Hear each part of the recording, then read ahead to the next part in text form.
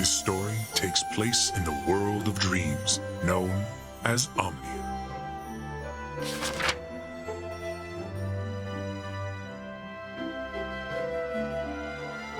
All the kingdom's inhabitants lived in harmony, filling the world with hope. Alas, one fateful day, a horde of creatures crossed through the veil, which separates this world from the nightmare world. Hello ladies and gentlemen and everyone beyond. I am BabyNoobCakes and this is Twitch Prime Free Game Reviews. And in this episode, we're going to be taking a look at one of the May 2020 free games, Pankapu. And yes, it's pronounced Pankapu. At first I thought it was Pankapu, but I thought it sounded funnier. Anyway, this game was funded by Kickstarter and was originally released as 4 individual chapters and was developed by Two Kind Studio, and was part of the Square Enix Collective, a place where indie developers can show off their ideas for games and get feedback from the community before they start kickstarting or fundraising for it. But now, let's attempt to answer the question, as one of the free games of the month, was it worth it? Mechanics. This game is a platformer. Your character fights with various weapons against enemies throughout levels, collecting pickups in order to increase your health. You have 3 different styles: a warrior, an archer, and a mage. Very similar in style to Trine, and the overall collectathon aspects remind me a lot of Rayman.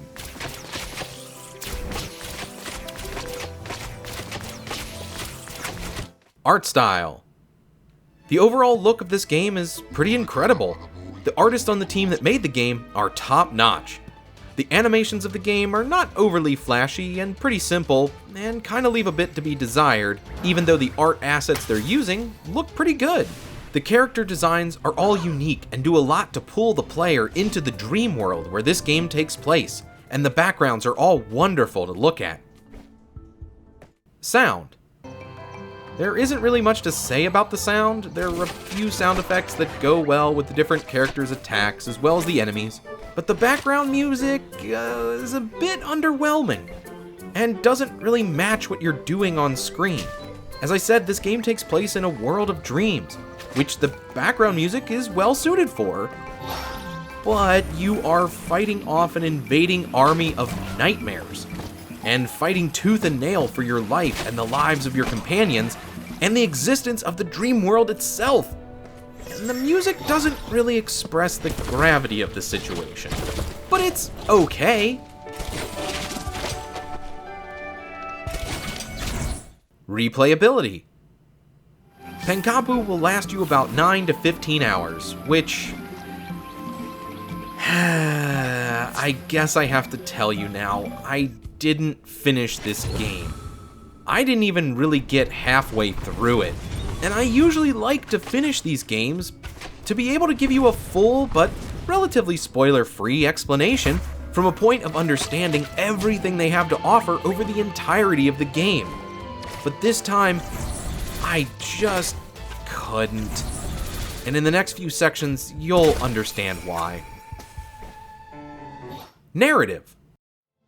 You start your journey as a newly made guardian of the dream world, Pankapu. And yes, that's your name, your character's name. There is an invasion of what are effectively evil spirits or nightmares getting into the dream world, and you are tasked with removing them and stopping them at their source. Along the way, you find other friends and allies, and the leader of the invasion. And this story kept me going with the game a lot longer than I would have without it. But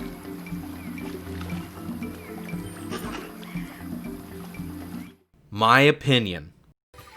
After playing this game for just a few minutes, I noticed a few flaws, but I was still on board with the overall experience and wanted to see more. I kept playing, and the flaws were all still there. Then the game got more challenging. Then I played a bit longer, and then the game got even more challenging and unforgiving. And the charm that the game started out with had worn thin, and it had become a slog fest. And the flaws, in my mind, had become fatal.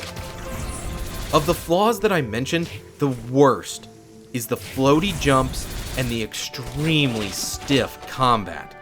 It makes playing the game a chore, and it didn't feel quite right from the moment I started up the game. However, what kept me playing from the start was the dream world the game is set in. It has some pretty cool, imaginative character designs, and a lot of lore and backstory to read up on, if you're into that kind of thing. But the basic gameplay, your attacks, their hitboxes are misleading, and you have no attacks that go up. And there are a lot of flying enemies you have to deal with. Your combo is also super unsatisfying, and your ability to knock enemies away from you to avoid damage is almost non-existent. But I think what really turned me off was the combination of the checkpoint system and your basic inability to take almost any damage. Or I guess maybe a better way of putting it is that the enemies do too much damage to you. Which might just sound like I'm saying the game was too hard, and I admit that the game is really hard. And the challenge was kind of fun to overcome, but the problems came from the fact that I would end up clearing a side path and snagging a few collectibles, then rejoin the main path of the level, only to have something hit me for over half of my health, and I'd be back to the checkpoint to have to do that whole portion of the game all over again, even though I'd already beaten it. Because it doesn't save your collectibles if you hit a checkpoint. So I ended up backtracking in order to hit the checkpoints again every time I made any sort of progress, which just became tedious. And there are plenty of games out there where you die with every hit. Take Mario, for example. You pretty much only get 1 or 2 hits before you're dead. And this game is actually a little more forgiving, in that you can increase the size of your health bar by getting more and more of the collectibles, and not every single thing in the game hits you for a huge amount of damage, but just look at this. Look how much it throws at you all at once. And the post-hit invincibility window is incredibly short, and you take damage from touching enemies, from their attacks, and there are instant death pits everywhere. I do want to make it clear that I am a fan of this collectathon style of game. I wanted to like this game, but I gave up before even unlocking the 3rd transformation, which is why you don't see the mage character in any of my footage. But I gave up because the quality of the gameplay just wasn't there. For example, no matter how hard any Mario game has ever been, you always want to go back and keep playing because you feel like it was your fault that you ended up dying. And that's just not the case in Pankapu. Was it worth it? The look of the game and the storytelling are certainly the strong points, while the gameplay is where this game really suffers. It's not hard just because of the level design or because enemies were designed to be difficult. It's hard because of the controls. However, it's far from unplayable. I did make quite a bit of progress into the game, and it's very possible to beat. But the question is, are you having fun with it?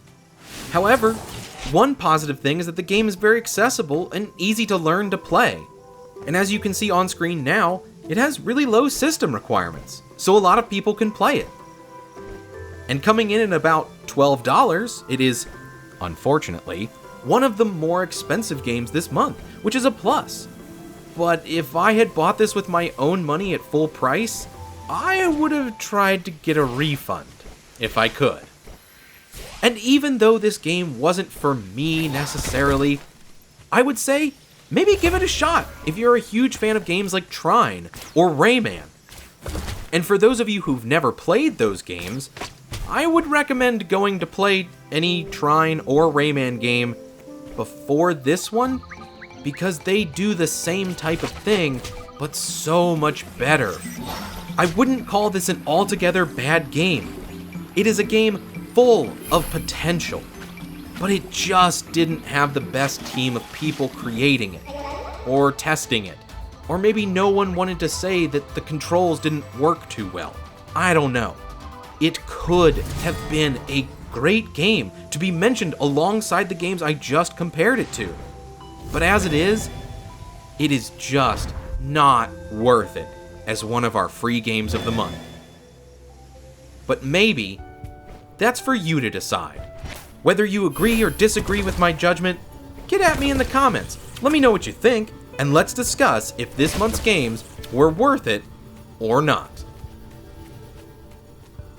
Also, don't forget to go to the Twitch app and download your free games every month.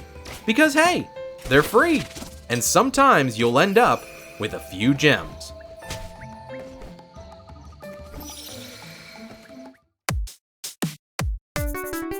Thank you for watching. If you liked the video, please like, comment, and subscribe, because I review the Twitch Prime free games every month.